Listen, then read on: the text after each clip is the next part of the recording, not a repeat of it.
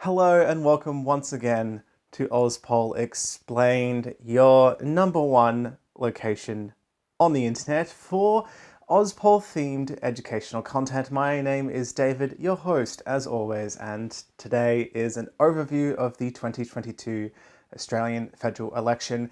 It's over, it's done. Sure, you're thinking, hey, but that was back in May 21st. That was a while ago, but counting does take a while, and we have officially finalised all the seats for the House of Representatives and the Senate. The AEC declared its final results on 22nd of June.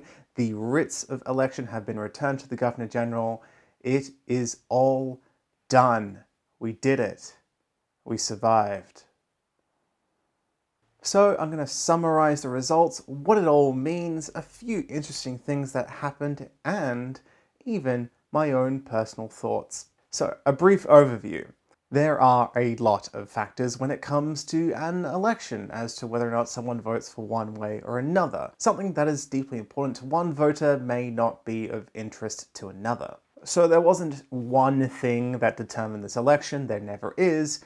However, one large factor that impacted the results was clearly a desire from the public for more action on climate change. Of course, people have different ideas as to what that action should be, always. So this was expressed in multiple ways with, a change of government to Labour, as well as the Greens picking up a few more seats, and the rise of climate-focused independence called Teal independence by the media. 21 seats changed member, 9 of which were considered safe or fairly safe, with more than 6 to 10% margin at the previous election. We also saw a historic low primary vote for the major parties, with over 30% going to candidates that weren't Labour or coalition.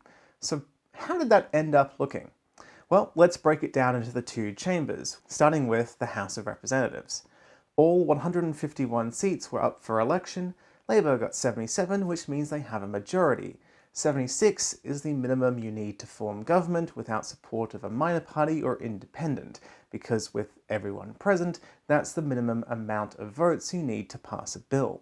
77, however, is the ideal minimum, really, because it means someone from Labour can be the Speaker, and they'll still have a majority without having to rely on the tie-breaking vote of the Speaker. Across the country, there was a swing towards Labour, except for in Tasmania, which had a swing towards the Coalition. The Coalition now has the lowest percentage of seats it's had since 1946, which was the first election contested by the newly formed Liberal Party. They got 58. This election saw the crossbench more than double.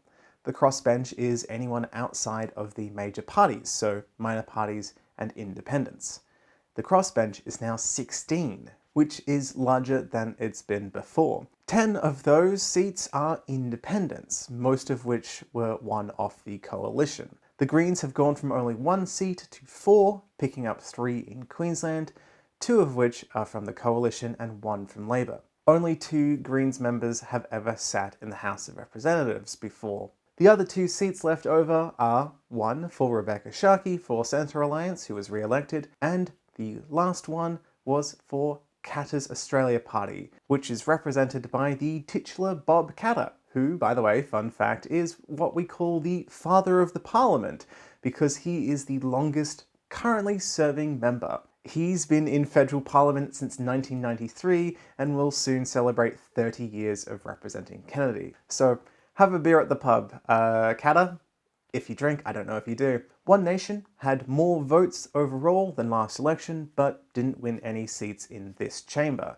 Their increase in votes was actually due to an increase in candidates running, while support in seats that they previously contested actually went down. But they did get a seat in the Senate, so let's talk about that next. While Labour has a majority in the House, governments almost never control the Senate as well. This means that almost every single bill in Australian history has required the approval of another party or member, be that the opposition or crossbench. So let's see what Labour is working with. There are 76 seats in total, meaning bills need 39 votes to pass if everyone is in attendance. The Senate also, by the way, has half elections, with senators serving 6-year terms on a rotating basis. So, the results. The Coalition is the largest group still. Even though they lost 4, they are now down to 32. Labour has 26 seats, the same as before. The crossbench has increased to 18. To break that down even further, Greens are again easily the largest non-major party and have 12 seats, gaining 3. The Jackie Lambie network has 2, up from 1. The titular Jackie Lambie wasn't up for re-election this time. The new member is Tammy Tyrrell. One Nation has 2, the same as before.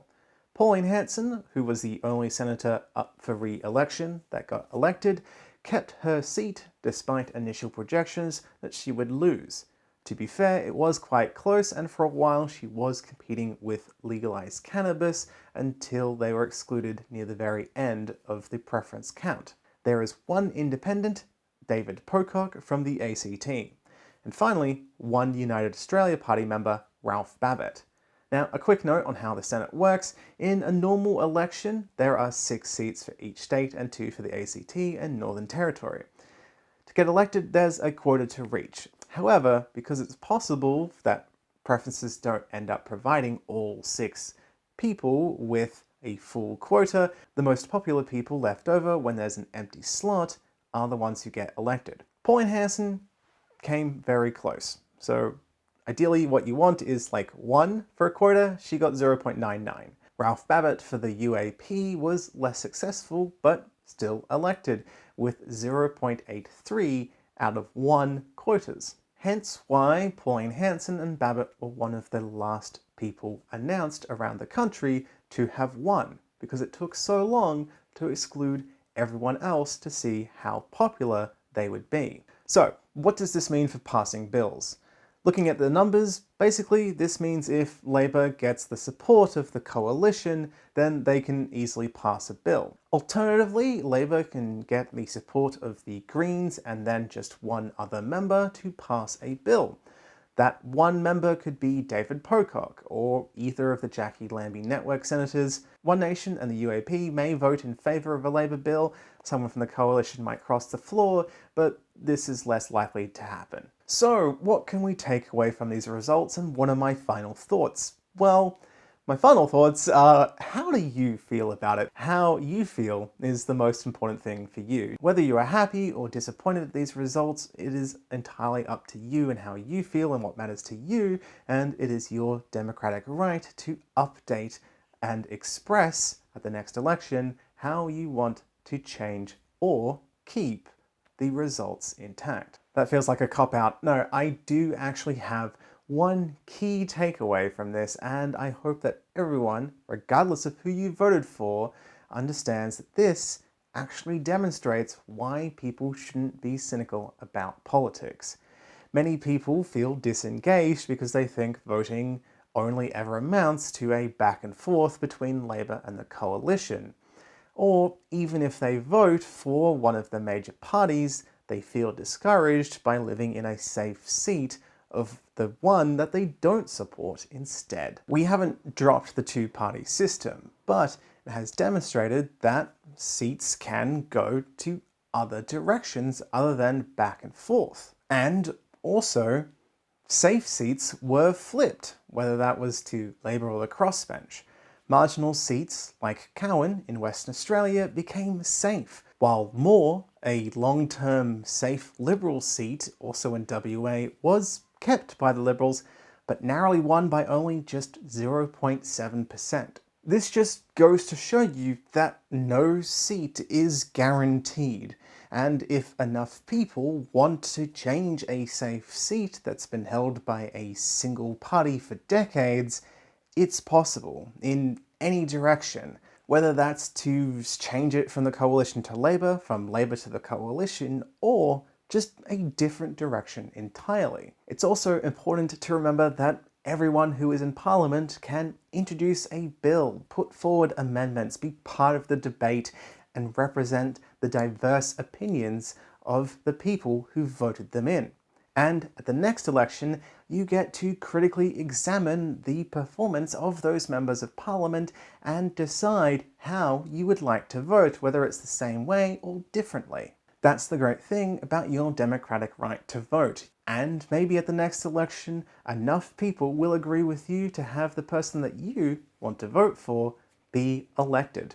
You never know. And of course, you don't need to go into hibernation for the next 3 years. You can still be active and involved in politics and have your voice heard with all sorts of different ways. Stay up to date, learn more, sign a petition if you wish, feel free to engage in a rally, contact your local members. I encourage you to do that so much, I really do. Thank you so much for tuning in. I hope you've enjoyed this. That is officially the end of the 2022 Australian federal election. It really is over now. So, thank you so much for those who support me on Patreon. Feel free, if you like, to like me on Facebook. Follow me on TikTok, ask me some questions, comment down below what you would like to learn about next, and enjoy. I will see you next time.